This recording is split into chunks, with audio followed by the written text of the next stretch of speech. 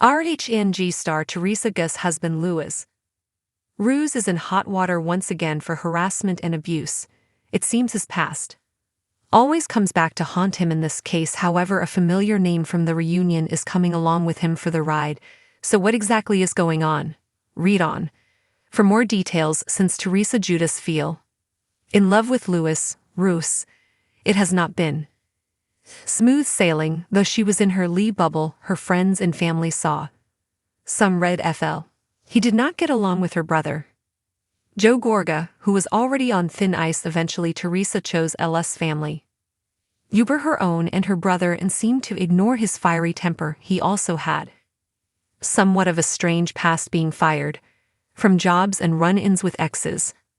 Restraining orders have been filed, but the real kicker was he alleged he had dirt on all of the housewives. Moreover, he implicated Beau Diddle in it all and claimed that he was someone who was on his side.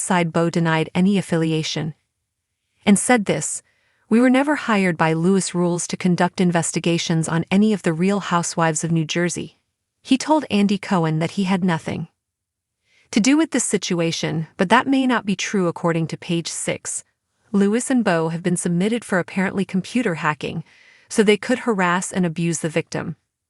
RHONJ's ex-fiancée Vanessa Reiser, along with Louis RHONJ and bought a handful of attorneys, are also listed in the suit. Their goal was to gain dirt on Reiser, who was initially not named in this but later confirmed by the plaintiffs. So what was Teresa Giudice's husband's goal in all of this? They did this with criminal, reckless, malicious, fraudulent intent, devised to defraud while covering misdeeds of their own. It was a selfish process that landed them in very hot water. While no premiere date for the new season of RHONJ has been announced, Teresa Giudice's husband was not well received.